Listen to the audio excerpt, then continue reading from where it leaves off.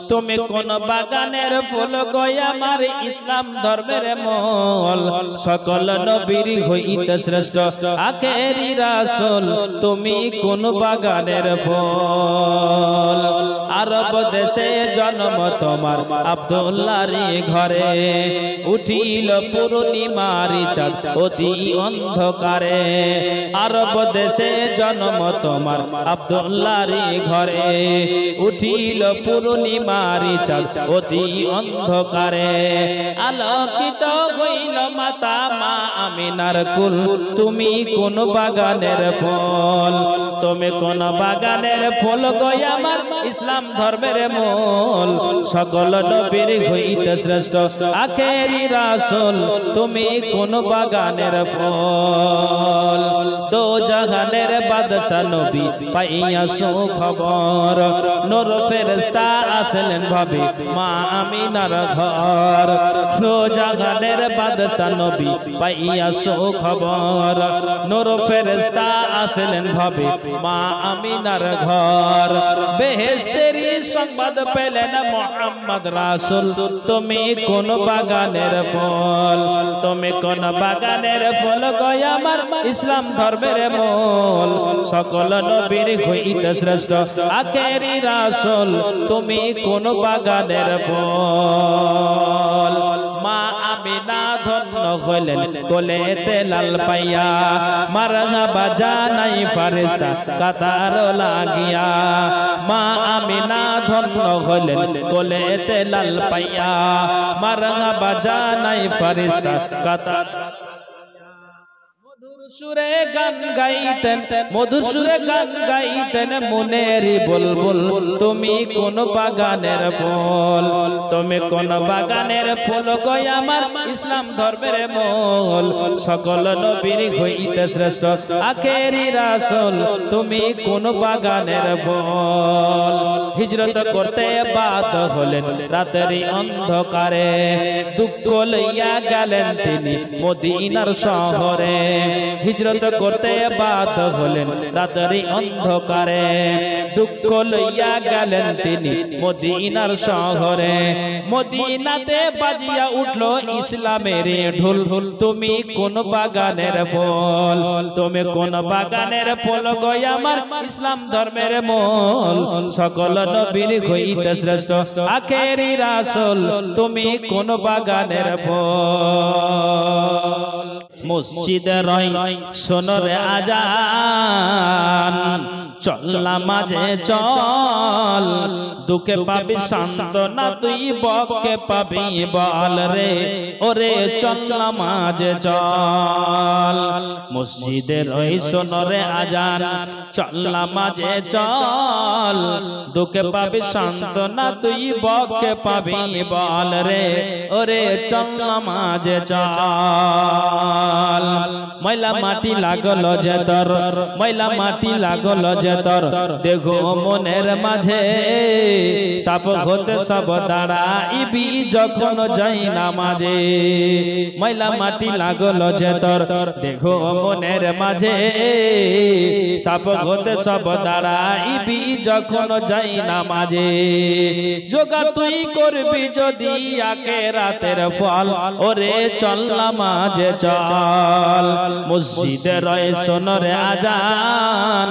চল নামাজে চল দুঃখে পাবে সান্ত্বনা তুই বকে পাবি বল রে ওরে চল নামাজে চল হাজার কামের বাহানাতে হাজার কামের বাহানাতে নামাজে করলে কাজা খাজনা তার দিলে না তুই দিন দুনিয়ার রাজা নবী কি তোর আপন ছিল না মুসলমান আজান কে তুই শুনতে পালি না নবী কি তোর আপন ছিল না মুসলমান আজান কি তুই শুনতে পালি না নামাজ রোজা ছেড়ে দিলি দুনিয়ার প্রেমে পড়ে রইলি নামাজ রোজা ছেড়ে দিলি দুনিয়ার প্রেমে পড়ে রইলি হাদিস কোরআন কিছুই মানলি না মুসলমান আজান কি তুই শুনতে পালি না নবী কি তোর আপন ছিল না মুসলমান আজান কি তুই শুনতে পালি না খিদের জন্য কাতর হয়ে পেটে পাথর বেঁধে রাখেন খিদের জন্য কাতর হয়ে পেটে পাথর বেঁধে রাখেন তোমরা কি তাই জানতে পারলে না মুসলমান আজান কি তুই শুনতে পালি না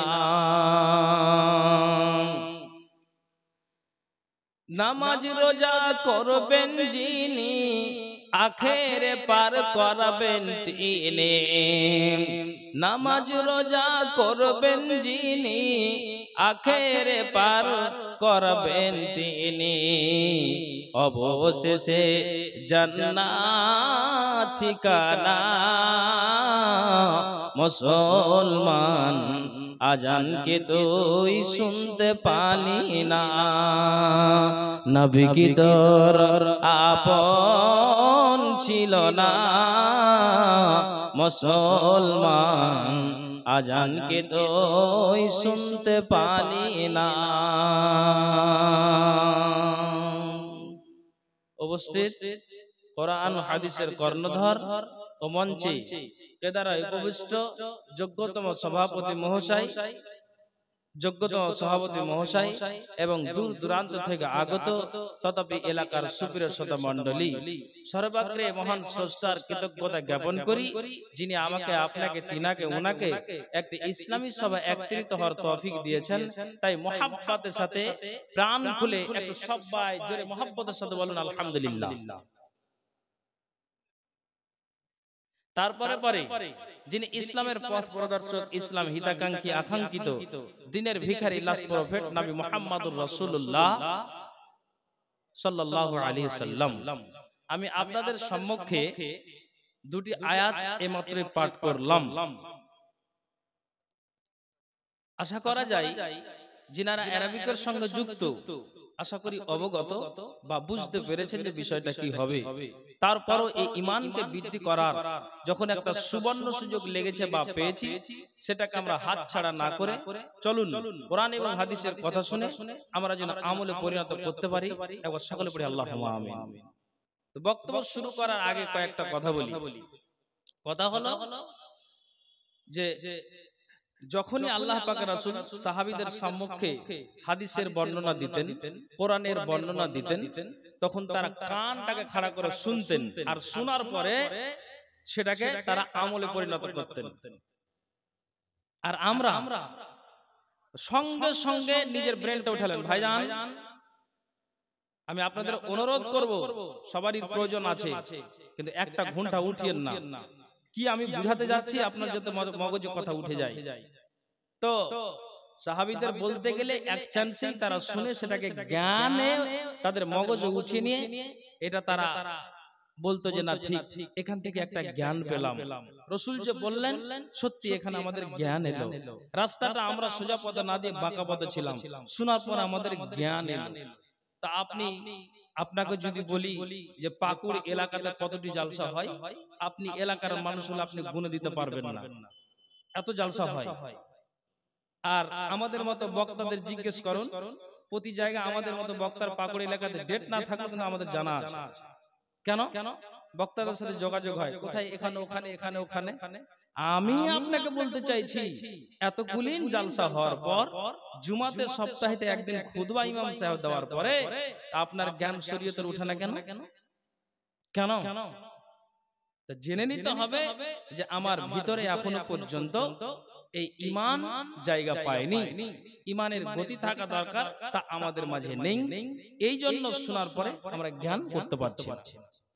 একটা লোক রমজান গত হলো, তো ওর বাড়ি থেকে 4-5 ধাপ দিলেই মসজিদ যাবে, তো ওই মসজিদটা ছেড়ে দিয়ে ও জুমা মসজিদ আসছে, মোটামুটি ওর বাড়ি থেকে 200-300 মিটার হবে। বুঝতে পারছেন কথা তো? আমার ভাষা বুঝতে পারছেন তো? ওকে জিজ্ঞেস করছি যে তোমার বাড়ির পাশে তো মসজিদ, তুমি 2 ধাপ দিলে নাই তো তুমি তোমার মসজিদ ওয়াক্তে মসজিদে গিয়ে তুমি নামাজ আদায় করতে পারো, তারাবি নামাজ পড়তে পারো, তো তুমি 200 মিটার দূরে মসজিদ জুমা মসজিদ আসছো কেন? তখন বলছি যে মৌলভী সাহেব এক মসজিদে পড়ো হতে একটু ভালো ভালো মসজিদে বড় মসজিদে যাই। আপনি কি বুঝতে পারলেন? তাহলে যেই মানুষটার নিয়ত আছে যে আমি এক মাসই পড়বো, তাহলে ওর শরীয়তের জ্ঞান ওর মগজে ঢুকেছে? একটা হ্যাঁ না বলেন না আপনারা, কথা বলেন না আপনারা, ঢুকেছে? ঢুকেনি। তাহলে ঢুকেনি কিসের জন্য? তাহলে এটা বুঝে নিতে হবে আমাকে আর আপনাকে যে এখনো পর্যন্ত তার বুকে ঈমান জায়গা পায়নি। এটা আপনাকে মাথায় উঠিয়ে নিতে হবে।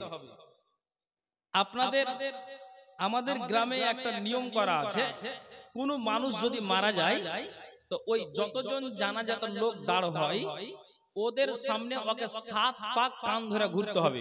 এই তোর বাপ মরেছে, তুই নামাজ পড়েছিস? পড়িনি, ঘুর 7 পাক।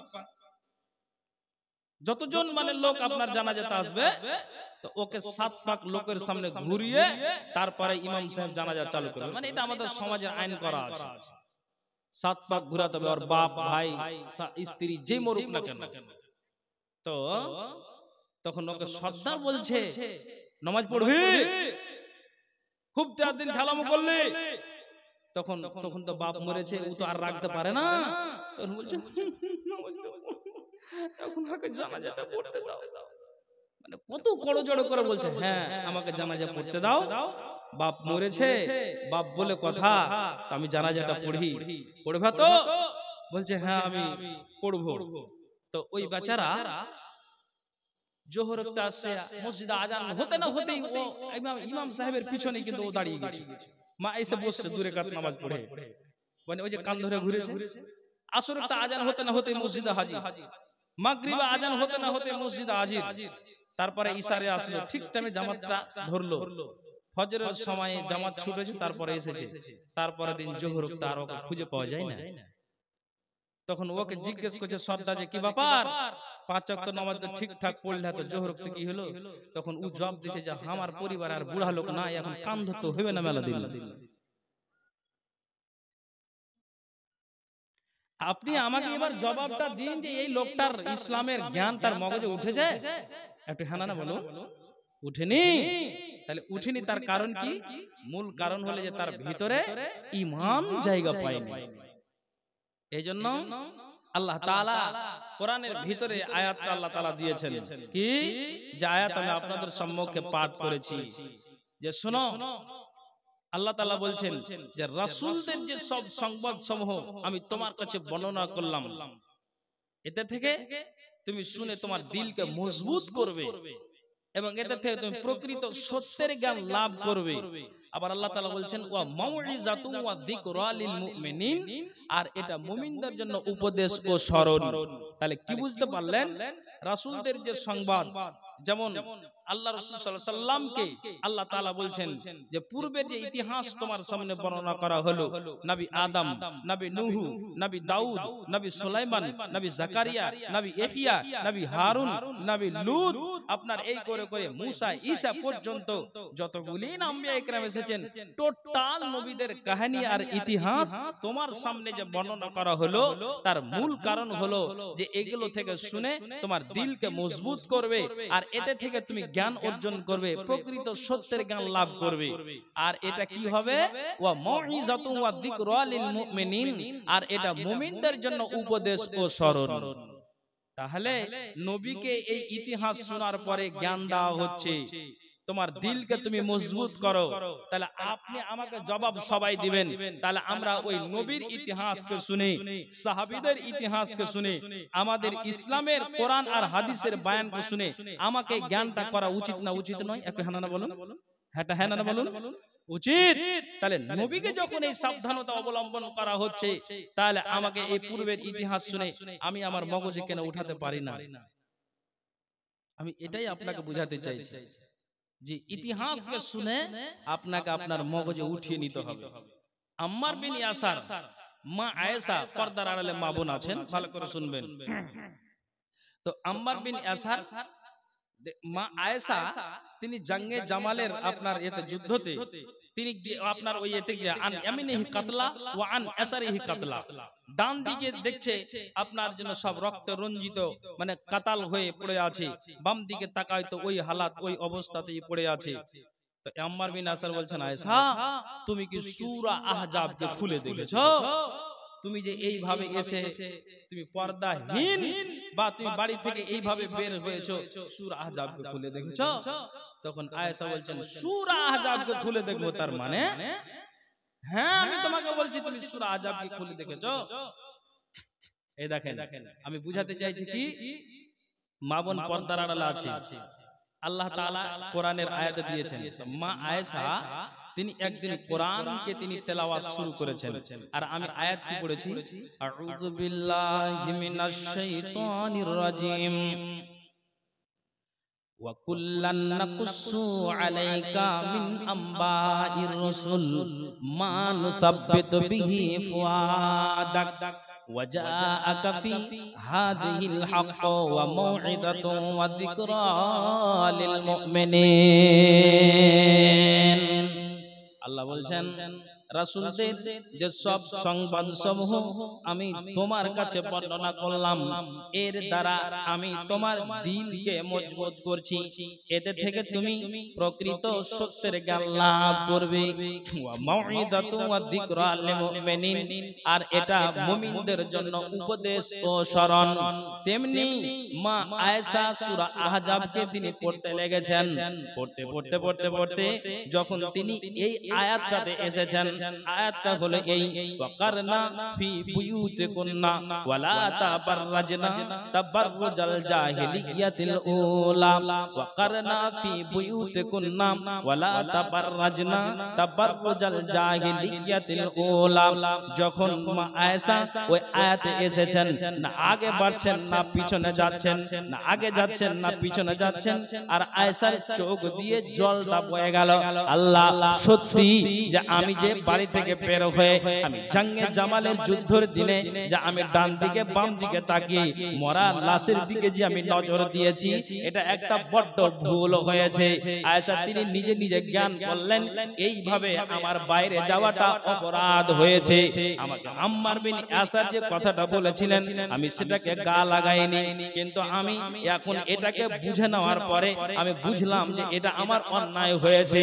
আমি আপনাকে বুঝাতে চাইছি যে যেই নারীরা আপনার জন্য রাস্তাতে, যেই নারীরা আপনার জন্য মেলাতে, যেই নারীরা আপনার ঈদের বাজারের জন্য ডাক বাংলা পাকুড়ি তারা যায়, মাথার কাপড়কে খুলে যায়, যেই নারীরা আপনার নিজের আপনার সারাটা শরীরে ওড়নাটাকে না দিয়ে ওই নারীরা রাস্তাঘাটে আপনার ঘুরে বেড়ায়, জেনে নিতে হবে যে আয়েশা একবার এইভাবে যাওয়ার পরে নিজেকে ভুলটাকে বুঝতে পেরে বললেন যে আমি এটা এখন বুঝতে পারলাম যে এটা আমার দ্বারা দিয়ে অন্যায় হয়েছে।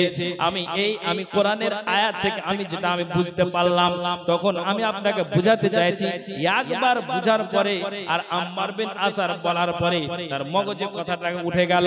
আর আমার আপনার মেয়ে, আপনার বেটি, আমার মেয়ে, আপনার মা, আমার মা, যারা যে সারা দিন আর রাত, সারা দিন আর রাত তারা এইভাবে ঘুরে বেড়ায়, তাহলে ওই নারীদের জ্ঞানটা কখন উঠবে আমি আপনাদেরকে এটাই বুঝাতে চাই।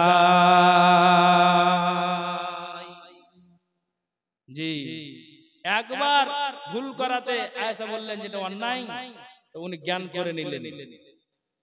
তাহলে এই ইতিহাসকে শুনে আমাকে আর আপনাকে মগজে উঠাতে হবে কি হবে না? হ্যাঁ না বলবেন আপনারা? হবে কি হবে না? অবশ্যই হবে। তাহলে আমার আর আপনার জ্ঞানটা কখন উঠবে? কখন মগজে উঠবে? কখন আপনি আপনার মগজে এটাকে উঠাবেন? জি আপনাকে আমি ওই কথাটাই বুঝাতে চাইছি। মক্কার লোকেরা যখন আল্লাহ রাসূলকে মক্কা থেকে তাড়িয়ে দিবে, রাসূলকে মক্কাতে আর রাখবে না, তার জন্য তারা ষড়যন্ত্র শুরু করে দিয়েছে যে কি করে নবীজিকে এই দাস ছাড়া মানে আপনার করা যায়। ঠিক মক্কার লোকেরা আপনার ইয়ামান দেশে একজন ব্যক্তি, তার নাম হচ্ছে জেমাদুল আজদি।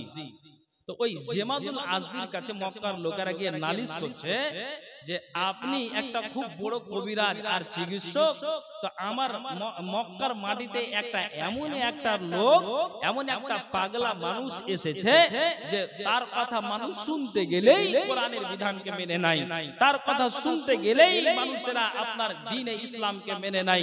তো আপনি আপনার কাছে ইরাক থেকে, ইরান থেকে, আপনার আফগানিস্তান থেকে, আপনার আরব থেকে এক কথায় সব দেশের আপনার মানুষ আপনার কাছে আসে, শুধু আপনি পানি আর তেল পড়া দিতে গেলেই ভালো হয়ে যায়। ভালো করে শুনবেন, কথাটাতে খুব মজা আছে। তো বলছে যে কি বলছো? বলছে মক্কাতে এরকম একটা লোকের আবির্ভাব ঘটেছে যে সে পাগলামি করছে, তো মনে হয় আপনার দ্বারা দিয়েই ওই লোকটা সঠিক হবে। এই মক্কার লোকের কথা শুনে জেমাদুল আজদি উনি কিন্তু রাসূলের দরবারে এসে হাজির হয়ে গেছে। আমি আপনাকে কি বলেছি ভালো করে শুনবেন।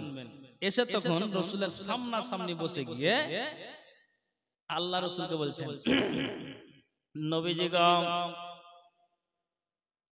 আপনার ব্যাপারে মানুষেরা অনেক নালিশ জানিয়েছে, মক্কার লোকেরা আমার কাছে গিয়েছিল, আপনার ব্যাপারে অনেক কথা জানিয়েছে। তো আমি আপনাকে যদি কোনো রোগে ধরে থাকে, আপনার শরীরে যদি জিন সওয়ার হয়ে যায়, আপনি আমাকে জানাবেন। আমি হলাম ঝাড় ফুঁকের মাধ্যম দিয়ে জিন ছাড়ানোর চিকিৎসক। শুনে রাখো, ওয়া ইন্নাল্লাহা ইয়াশফি আলা ইয়াদি, আল্লাহ তাআলা আমার হাতে যাকে ইচ্ছা আরোগ্য দান করে থাকেন। আমি আপনাকে বলতে চাইছি যে আপনি বলেন তো, মান শাফা হাল্লাক, আপনার ইচ্ছা আছে কি? আপনি বলুন যে আমি আমার হাতে, আল্লাহ আমার যাকে ইচ্ছা আমার হাতের দ্বারা দিয়ে মানুষ ভালো হয়ে যায়।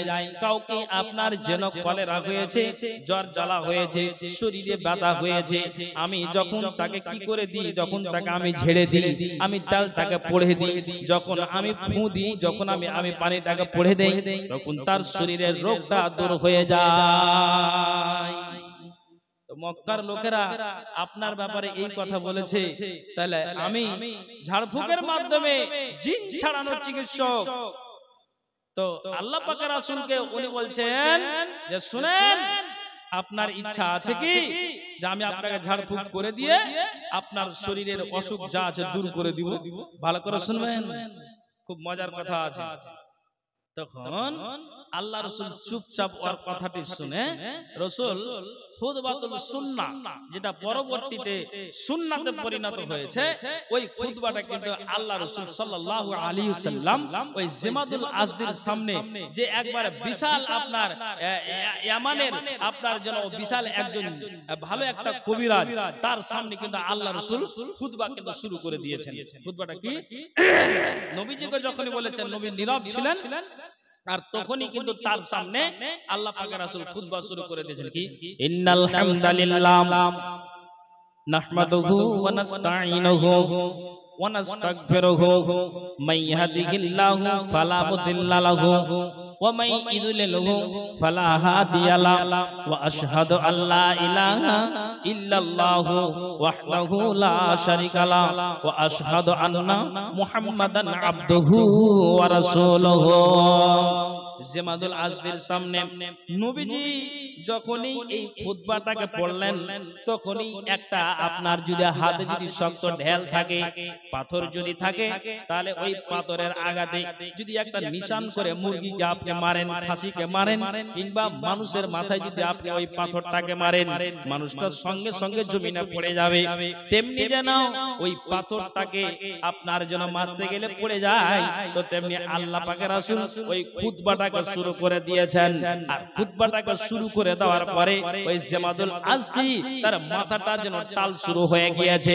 মানুষ যেমন আপনার নিশাগ্রস্ত হতে গেলে, মদ পান করতে গেলে, আপনার যেন নিশা খেতে গেলে যেমন মানুষ টাউরি লাগা হয়ে যায়, জমিনে পড়ে যায়, তেমনি যেন এই খুতবাটাকে নবীজি একবার পড়েছেন, তাতেই কিন্তু তার মাথা টাউরি লাগার মতো আপনার ঘুরতে আরম্ভ করে দিয়েছে। তখন যেন ওই আল্লাহ পাক রাসূলকে জামাদুল আজদি বলছেন, নবীজি গো, আপনি কি এমন আমার সম্মুখে আপনি পাঠ করলেন, আমার মনটা আর ঠিক থাকে না, আপনি কি আবার আপনি এইভাবে পাঠ করবেন? নবীজি বলছেন, হ্যাঁ আমি অবশ্যই পাঠ করব। আবার নবীজি বলছেন, ইন্নাল হামদালিল্লাহি নাহমাদুহু ওয়া নাস্তাইনুহু ওয়া নাস্তাগফিরুহু মান ইয়াহদিহিল্লাহু ফালা মুদিল্লা লাহু ওয়া মান ইউদ্লিলহু ফালা হাদিয়া লাহু। এই খুতবাটাকে নবীজি সম্পূর্ণ পাঠ করলেন।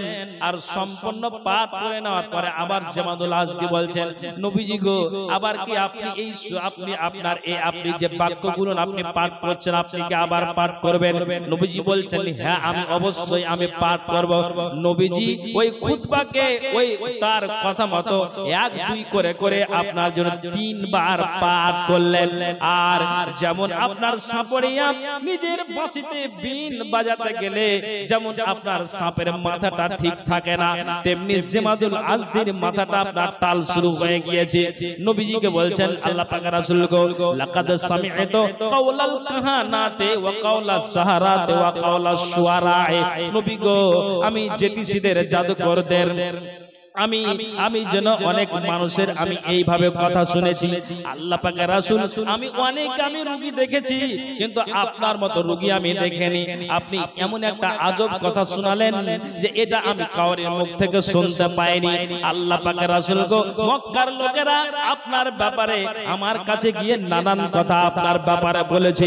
আপনি নাকি পাগল, আপনার ব্রেন শর্ট, আপনি নাকি বুদ্ধির অভাব, আপনার বুদ্ধি কম আছে, মানুষকে আপনি বিভ্রান্তি করেন, আপনি যেন মানুষকে যেন আপনি অসৎ পথে ডাকেন। নবীজি গো, এই মক্কার লোকেরা আপনার কাছে এইভাবে নালিশ জানিয়েছে, কিন্তু এত আমি রোগী ঠিক করেছি, আপনার মতো এই রকমের ভাষা আমি পাইনি। 3বার যে আপনি পাঠ করলেন, এতেই কিন্তু আমার মগজটা টাউরি লাগা হয়ে গিয়েছে। না, আপনি পাগল নয়, মানুষেরা বলে, কিন্তু আমি আর বলতে পারবো না। সঙ্গে সঙ্গে এবার নবীজিকে বলছেন, ইয়া রাসূলুল্লাহ, হাত ইয়াদাকা, আল্লাহ পাক রাসূল আপনি আপনার হাতটাকে বাড়িয়ে দিন, উবাইয়াকা আলাল ইসলাম, আমি ইসলামের উপর বায়াত করব। নবীজি হাতটাকে বাড়িয়ে দিলেন, ফাবায়াহু, সঙ্গে সঙ্গে ওই আপনার ইয়ামানের যে আপনার যেন জামাদুল আজদি বিশাল একটা কবিরাজ নবীজির 1 2 বার 3 বার শুনে আপনার জন্য ইসলামটাকে কবুল করলেন। একবার জোরে বলুন সুবহানাল্লাহ। আপনি আমার সাথে একটু কথা বলেন, আল্লাহ রাসূল জামাদুল আজদির সামনে খুতবা কবার পড়েছেন? কথা বলেন না ভাই? 3 বার পড়াতে লোকটার টাউরি লেগে কোন জায়গাতে এখন আসছে, ছিল বাঁকা পথে, আসলো সোজা পথে।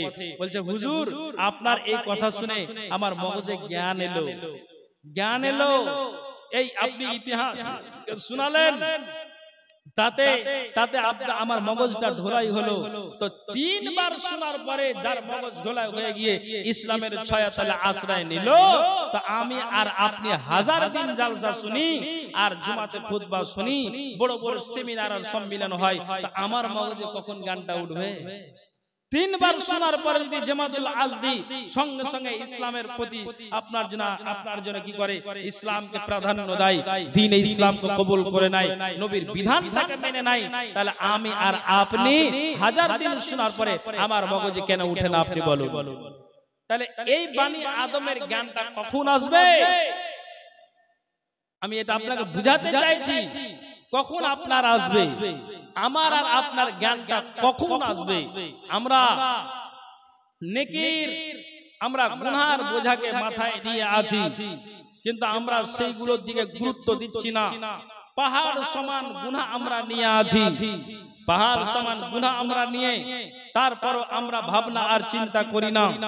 আমরা পাহাড় সমান গুনার বোঝা নিয়ে দিন আর রাত আমরা ঠাট বাট করে চলি, কিন্তু একটুও তো ভাবি না। তাহলে জ্ঞান কখন আসবে? এখন যদি নিজের গুনাহটাকে আমি নিজেকে ঝরিয়ে না নিতে পারি, তাহলে কিয়ামতের দিনে আমার অবস্থাটা কি হবে? এই জন্য আল্লাহ তাআলা কোরআনে কি বললেন, আউযু বিল্লাহি মিনাশ শাইতানির রাজিম ওয়া কুল্লান নাকুসসু আলাইকা মিন আম্বাইর রাসূল মা নুসাব্বিতু বিহি ফুআদাক ওয়া জাআকা ফি হাযিহিল হক ওয়া মাউইদাতুন ওয়া যিকরা লিল মুমিনিন। আল্লাহ কি বলছেন যে শুনো, রাসূলদের যে সব সংবাদ সমূহ আমি তোমার কাছে বর্ণনা করলাম, এর দ্বারা আমি তোমার দিলকে মজবুত করছি, এতে থেকে তুমি প্রকৃত সত্যের জ্ঞান লাভ করবে। ওয়া মাউইযাতু ওয়া যিকরা লিল মুমিনিন, আর এটা মুমিনদের জন্য উপদেশ ও স্মরণ। তাহলে কখন আমার জ্ঞানটা আসবে? আপনি মগজে উঠান, আপনি চিন্তা করুন যে আমি কোন জায়গাতে দাঁড়িয়ে আছি, কোন প্ল্যাটফর্মে আমি দাঁড়িয়ে আছি, যে আমরা হাজার দিন শোনার পরে কেন আমরা এই কথাগুলিকে আমরা মগজে উঠাতে পারি না? জি, গুনার বোঝা মাথায় নিয়ে বসে আছি। আপনি একটু চিন্তা করুন, আবু বকর সিদ্দিক রাদিয়াল্লাহু তাআলা আনহু, ইনাকে বলা হয় যে চরম সত্যবাদী মানুষ। তারপরও ইনি একদিন রাতে অঝর নয়নে কাঁদছেন। কথাটাকে বুঝার খুব চেষ্টা করবেন। কাঁদছেন এই জন্য অঝর নয়নে রাতে। তো আবু বকর যে কাঁদছেন, তো আবু বকর কাঁদছেন, তো আর কাঁদছেন আর কয়েকটা তিনি শব্দ ব্যবহার করছেন। কি শব্দ ব্যবহার করছেন আমি আপনাকে বলছি, যে আপনাকে যদি মসজিদে কোনো মাওলানা কোনো আপনার দোয়া আর দুরূদ, আপনাকে যদি কোরআনের সূরা কিংবা কোনো ইম্পর্টেন্ট আপনার গুরুত্বপূর্ণ যদি কোনো আপনাকে কোরআনের আয়াত আপনার যদি ব্যাখ্যা বিশ্লেষণ হাদিসের শুনাই, শুনলেন তারপরে বেরিয়ে গেলেন, আপনার মগজে কথা থাকলো না, জ্ঞান আপনার কখন উঠবে? আমি আপনাকে বলছি। তো রাসূল বলছেন, আমি আমার সাথীকে, আমি আমার বন্ধুকে, আমি আমার সাথী কে, না তো কে আমার সাথী, না তো হযরত আবু বকর। এ নবীজির যদিও শ্বশুর মশাই, কিন্তু ইসলামের দিক দিয়ে প্রত্যেক মুসলমান কুল্লু মুসলিমিন ইখওয়া, প্রত্যেক মুসলমান ভাই ভাই। কিন্তু নবীজি বলছেন যে আমি আমার সাথীকে বন্ধুকে একটা দোয়া আমি শিখালাম। তো আবু বকর বলছেন, যখন নবীজি আমাকে দোয়াটা শিখালো, যখন আমি দোয়াটাকে শিখলাম, তখন থেকে আমি আমার দোয়াটা শিখে আমি আমার মগজে উঠিয়ে নিলাম, আমি জ্ঞান করে নিলাম যে যতদিন আল্লাহ আমাকে বাঁচিয়ে রাখবে আমি যেন সঠিকভাবে দোয়াটাকে পালন করে যাব। কেননা আবু বকর তিনি নিজে বলছেন, নবীজি আমাকে বলে দিয়েছেন। অথচ আমরা মুমিন মুসলমান যারা 5 ওয়াক্ত নামাজ পড়ি, নামাজ পড়তে গেলে তাশাহুদের জায়গাতে আমরা কি করি, না তো আমরা ওই দোয়াটাকে পাঠ করি। পাঠ না করলে আমাদের জি ভরে না, আমাদের মন ভরে না। তেমনি কিন্তু আবু বকর বলছেন যে আল্লাহ পাকের রাসূল আমাকে যখন এই দোয়াটাকে শিখালেন, তখন থেকে নিয়ে আমি আবু বকর আমি যেন ওই দোয়াটাকে আমি আমল করে যাই। রাস্তাতে চলি দোয়াটাকে আমি পাঠ করি, শুইতে যাই দোয়াটাকে পাঠ করি, আমি ঘুমাতে যাই দোয়াটাকে পাঠ করি, মসজিদে যাই দোয়াটাকে আমি পাঠ করি, বাজারে যাই আমি দোয়াটাকে আমি পাঠ করি। কিন্তু নবীজি বলছেন আবু বকরকে শিখালাম, আর আবু বকর সঠিকভাবে এইভাবে দোয়াটাকে তিনি পাঠ করে যাচ্ছেন। দোয়াটা হলো এই, আল্লাহুম্মা ইন্নী যালামতু নাফসি যুলমান কাসীরা ওয়া লা ইয়াগফিরুয যুনুবা ইল্লা আনতা ফাগফিরলি মাগফিরাতাম মিন ইনদিকা ওয়ারহামনি ইন্নাকা আনতাল গাফুরুর রহিম। আবু বকর বলছেন নবীজি আমাকে শিখালেন, আমি তাশাহুদে পড়ি, এটা তো ঠিক আছে, কিন্তু যখন আমার ইচ্ছা হয় তখন আমি সঙ্গে সঙ্গে দোয়াটাকে আমি পাঠ করে যাই। আমি কি বললাম আপনাকে, যে একবার শোনার পরে মগজে উঠিয়ে নিলেন, জ্ঞান করলেন, তা আপনাকে হাজারবার শোনার পরে আপনার জ্ঞান কখন আসবে? এইজন্য আল্লাহ তাআলা কোরআনে কি বলছেন, ওয়া মাউইযাতু ওয়া যিকরা লিল মুমিনিন, এটা মুমিনদের জন্য উপদেশ ও স্মরণ। মুমিনদের জন্য এটা উপদেশ ও স্মরণ। তাহলে আমাদেরকে এই কথাগুলো শুনে আমাকে আর আপনাকে মগজে উঠিয়ে নিতে হবে। তো আমি আপনাকে বলছি আপনি জ্ঞানটা করুন, তারপর আবু বকর সিদ্দিক দোয়াটাকে পড়ে যান। আর ইনি জান্নাতি মানুষ, জান্নাতি মানুষ, জান্নাতে প্রথম নম্বরে যার নামটা আল্লাহ পাক রাসূল নিয়েছেন। আচ্ছা আচ্ছা, যেই দিকে আপনার হোটেলে খাওয়া দাওয়ার ব্যবস্থা হচ্ছে ওই জায়গাতে লাইনের তার কেটে গিয়েছে, লাইট বন্ধ আছে। অতএব যারা দায়িত্বে আছেন মিস্ত্রি ভাইরা, অবশ্যই আপনারা ওই খাওয়ার জায়গাতে যান আর লাইটটাকে আপনারা চালু করে আসুন। এখন অন্ধকার হয়ে আছে, একটু তাড়াতাড়ি করে যান আর আপনারা ওই লাইটটাকে আপনারা ঠিক করে আসুন। হ্যাঁ, তো আমি আপনাদেরকে বলতে চাইছি কোনটা কথা, এই আবু বকর সিদ্দিক রাদিয়াল্লাহু তাআলা আনহু ইনি জান্নাতি। তারপরে এই দোয়াটাকে বললেন, যখন নবীজি বললেন তখন আমি এটাকে কি করলাম, আমি সঠিকভাবে যখন ইচ্ছা আমি পাঠ করে যাই। আপনি কোরআন আর হাদিসের কথা শুনবেন না তো কি শুনবেন? আবু বকর জ্ঞান করলেন। তারপরে ইনি কি বলছেন জানেন? আবু বকর কি বলছেন?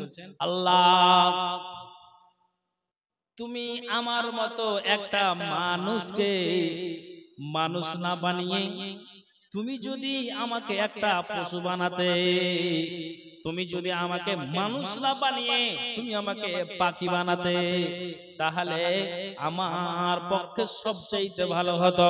কেননা আল্লাহ, আমি এই গ্রাম থেকে লক্ষণপুর থেকে আমি ওই ডাল থেকে উড়ে আমি পাকুড় যাব, পাকুড় থেকে উড়ে আমি ইলাবি যাব, নওদা যাব, রহসপুর যাব, চাঁদপুর যাব, ধুলিয়ান যাব, এই করে করে করে করে আমি ডালে ডালে ডালে ডালে আমি যেন আমি দৌড়িয়ে বাড়াবো। কেননা আবু বকর বলছেন, আমি কাউরির ডালে যদি বসে যাই আর কেউ যদি ঢেল ছুড়ে মারে, আমি আমার ডানাটাকে মেল করে আমি এখান থেকে আবার অন্য জায়গা চলে যাব। আল্লাহ গো, তুমি আমাকে কেন মানুষ বানালে? আপনি একটা কথা কান খুলে শুনবেন, অথচ যিনি জান্নাতি সাহাবী, প্রথম নাম্বারের জান্নাতি, কিন্তু আবু বকর বলছেন, আল্লাহ তুমি আমাকে মানুষ না বানিয়ে যদি আমাকে পশু বানাতে, লাম উজার লিল হিসাব, আল্লাহ গো কিয়ামতের দিন পশু পাখির হিসাব হতো না। কাজেই আল্লাহ তুমি মানুষ না বানিয়ে পশু বানাতে, তাহলে সবচাইতে আমার ভালো হতো। আল্লাহু আকবার। তাহলে এটা মুমিনদের জন্য উপদেশ নয়, এইজন্য আল্লাহ তাআলা কি বলেছেন, ওয়া মাউইযাতু ওয়া যিকরা, ওয়া মাউইযাতু ওয়া যিকরা লিল মুমিনিন। এটা মুমিনদের জন্য উপদেশ ও স্মরণ। তবে আমি আপনাকে শেষে একটা কথা বলবো, কথা হলো এটাই যে যে খাদিজা জান্নাতি, যে আয়েশা জান্নাতি, ওনারা বলছেন নবী যখন বলতেন বেনামিতে 1000 টাকা আলহামদুলিল্লাহ দান দিয়েছে, এই দান মেয়েদের পক্ষ থেকে, মেয়ে মহল থেকে 18,652 টাকা এসেছে। আল্লাহ তুমি দানকে সাথে গ্রহণ করো। তাহলে আমি আপনাকে বলছি, যেই খাদিজা বাপের বাড়ির সম্পত্তি নিয়েছে, বলছে আল্লাহ পাকের রাসূল আপনাকে টেনশন নিতে হবে না, আমি খাদিজা ওই সম্পত্তি নিয়েছে আল্লাহর রাস্তাতে সমস্ত কিছুকে আমি দান করে দেব। একবার জোরে বলুন সুবহানাল্লাহ। তবে আমি আপনাদেরকে বলছি কথা, আমি যেটা শর্ট করে বললাম, যে একবার ইতিহাসকে শুনে তারা মগজে উঠিয়ে নিয়েছে, জ্ঞান করেছে, তা আমি আর আপনি হাজারো দিন শোনার পরে আমার জ্ঞানটা কখন উঠবে, কখন আপনি ইসলামের গানটা ঢোকাবেন? আমি আজকের বিষয় এটাই বুঝাতে চাইছি যে ওরা বলছে এক চান্সে তারা শুনে নিল। কাজে আমি আপনাদের বলবো, এটা উন্নতি গল্পে জালসা, এটা জ্ঞান রেখে মসজিদকে সামনে রেখে আপনাদেরকে মুক্ত হস্তে দান করে দিতে হবে। এটা একটা জ্ঞানের পরিচয়, জ্ঞানের পরিচয় আমি আপনাদেরকে এটা বুঝাতে চাইছি। তা আপনার জন্য এখানে কয়েকটা লিস্ট এসেছে। বাসির শেখ উনি 500 টাকা নগদ দিয়েছেন। সুলতান মিস্ত্রি উনি দিয়েছেন 100 বস্তা সিমেন্ট নাকি, এখান থেকে বেনামিতে 1000 নগদ, বেনামিতে 1000 নগদ, আবার বেনামিতে 700 টাকা নগদ। আফাজউদ্দিন শেখ 10 বস্তা সিমেন্ট বাকি। আনোয়ার এর মা 1000 নগদ, রেজাবুল হক 1000 নগদ, বেনামি 1000 নগদ। আবু বকর উনি দিয়েছেন 5000 টাকা বাকি। মিলন হোসেন উনি 3000 টাকা নগদে। জুলেখা বিবি উনি 500 টাকা দিয়েছেন। তারপরে হিকু শেখ উনি 1000 টাকা নগদ। তারপরে কি আছে, ভদু শেখ উনি এখন দেয়নি। আচ্ছা, তারপরে আনারুল হক, আচ্ছা ও আচ্ছা আচ্ছা আচ্ছা, এটা লেখা আছে, দুইটা ফ্যান দান করেছেন। আনারুল হক উনি 500 টাকা নগদ, বাজাউল উনি 500 টাকা নগদ, আনসারুল মিস্ত্রি উনি 10 ব্যাগ সিমেন্ট। আর আর এখানে এই টাকাটা কাটা আছে নাকি, 500 টাকা নগদ। তারপরে গফফার, হ্যাঁ বানানটা একটু ভুলেছি। আব্দুল গাফফার আসাদুল ভাই উনি কি দিয়েছেন এটা? আচ্ছা 2 ট্রাক্টর, হ্যাঁ ওই কুচি পাথরগুলো। আচ্ছা বেনামি 300 টাকা নওদা থেকে নাকি এটা? হ্যাঁ না এটা তো নগদ আছে। তারপরে আছে এটা কি আছে সামমহল নাকি 1000। তারপরে বেনামিতে 500 টাকা, আরেকজন 1000 টাকা দিয়েছে। আল্লাহ বেনামিতে 1000। আল্লাহ তুমি এই দানকে সাদরে গ্রহণ করো। আর নাই যে আশা আল্লাহ দান দিয়েছে, এই যে নামগুলো আপনাদের সম্মুখে যে ঘোষণা করলাম, নগদ বাকি নগদ বাকি এই করে করে যে আপনারা দান দিয়েছেন, আল্লাহ তাআলা সকলের দানকে যেন কবুল করেন। আমি আপনাদেরকে বলবো যে আমার পূর্বে কামরুল ভাই উনি যথেষ্ট পরিমাণে দান করেছেন, মানে দান তুলেছেন এবং আপনারা দিয়েছেন। আর আমিও আপনাদেরকে বলবো যে আপনারাও আল্লাহর ওয়াস্তে যে কটা মানুষ আপনারা আছেন, পর্দার আড়ালে মা বোনেরা আছেন, আমি সকলকে বলবো যে অবশ্যই আপনারা এই মসজিদটার জন্য দানের হাতটাকে একটু বাড়িয়ে দিন। আমি আপনাকে বলছি যে যারা এই কোরআন হাদিসের কথাকে শুনে সাহাবারা সাহাবিয়া নারীরা এক চান্সে শুনে তারা মগজে উঠিয়ে নিত, আমি আর আপনি শোনার পরে আমার মগজে কেন উঠে না? এটা ঈমানের দুর্বলতার কারণে। কাজেই আমি আপনাদেরকে বলবো যারা আপনারা সামনে আছেন, পর্দার আড়ালে মা বোনেরা আছেন, এই সুন্নতি দানগুলো দেওয়ার চেষ্টা করুন। নাকের কানের হাতের পায়ের টাকাগুলো দিয়ে পাঠান। আপনাদের কাছে আছে 1000 2000 500 করে এখানে লিখে যান, ইনশাআল্লাহ আল্লাহ তাআলা আপনার দানকে কবুল করবেন, এটা আশা করা যায়। কাজে আপনারা আসুন, এসে এই মসজিদের জন্য মুক্ত হস্তে আপনারা দান করে যান। আপনারা দিবেন ইনশাআল্লাহ আল্লাহ তাআলা আপনার দানকে কবুল করবেন। মহিলা প্যান্ডেল থেকে যারা কালেকশনে যাচ্ছেন বা কালেকশনে পাঠান, মহিলাদেরকে আমি বলবো যে আপনারাও অবশ্যই আল্লাহর ওয়াস্তে এই মসজিদের জন্য আপনারা মুক্ত হস্তে দান করে যাবেন। ইনশাআল্লাহ আল্লাহ তাআলা আপনার দানকে কবুল করবেন। আসুন আল্লাহর ওয়াস্তে আসুন, মেহেরবানি করে। তারপরে আপনাদের কাছে প্রধান বক্তা এসে হাজির হয়ে যাবে। হ্যাঁ ঠিক আছে, অসুবিধা নেই। তো আপনারা একটু দানের পর্বটা অবশ্যই আপনারা দিয়ে যান। আর আপনাদেরকে বলবো যারা আপনারা আছেন সিমেন্ট গুলো লিখান, আপনার পাথর বালিগুলো লিখান। মসজিদের কাজ অনেক বাকি আছে, আপনার টাকা দিয়ে অবশ্যই আপনারা সহযোগিতা করুন। ইনশাআল্লাহ আপনারা দিবেন, ইনশাআল্লাহ আল্লাহ তাআলা আপনার দানকে কবুল করবেন। অবশ্যই আপনারা মসজিদের নামে আপনারা লিখে যাবেন, এটা আপনাদের কাছে অনুরোধ করে বলা যাচ্ছে।